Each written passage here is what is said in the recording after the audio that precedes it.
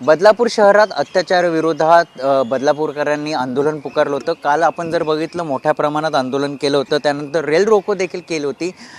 पोलिसांनी त्यांना समजवण्याचा प्रयत्न केला, मात्र आंदोलनकर हे समजण्याच्या मनस्थितीत नव्हते। त्यानंतर पोलिसांनी लाठीचार्ज केला होता। मात्र आज जर आपण परिस्थिती बघितली बदलापूर शहरात, तर मोठा पोलिसांनी बंदोबस्त बदलापूर शहरात लावण्यात आलाय। कारण की जे आंदोलनकर होते त्यांनी एक भूमिका घेतली, जोपर्यंत आरोपीला फाशी शिक्षा होणार नाही तोपर्यंत हे आंदोलन असंच सुरू राहणार। आज देखील आंदोलन होण्याची शक्यता आहे। त्या ह्याच्यानीच पोलिसांनी या ठिकाणी मोठा बंदोबस्त लावला आहे। मी शाळेच्या परिसरामध्ये आहे आणि आपण जर बघितलं हीच ती शाळा आहे।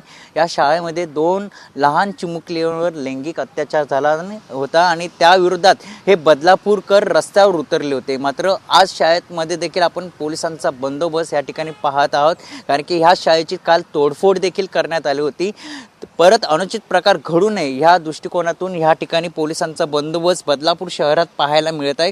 कारण की आज देखील आंदोलन होण्याची शक्यता वर्तवली जात आहे, कारण की काल देखील ह्या रहिवाशांनी मोठी भूमिका घेतली होती। त्यानंतर पोलिसांनी त्यांना ताब्यात देखील घेतलं होतं। मात्र जे आंदोलनकर होते, आम्ही देखील उद्या आंदोलन करणार, जोपर्यंत आरोपीला फाशी होणार नाही तोपर्यंत हे आंदोलन असंच सुरू राहणार, अशी इशारा जो पोलिसांना आणि वरिष्ठ पोलिसांना दिला होता। आणि त्यानंतर आता या ठिकाणी जे बदलापूरमध्ये जे पोलीस असेल, दंगल पथक असेल किंवा RPF असेल, आता ते ॲक्शन मोडवर आलेत आणि आता बदलापूर शहरात ठिकठिकाणी पोलिसांनी तगडा बंदोबस्त लावण्यात आला आहे। कॅमेरामन अमित शिगूनसह मयूर जाधव, TV9 मराठी, बदलापूर।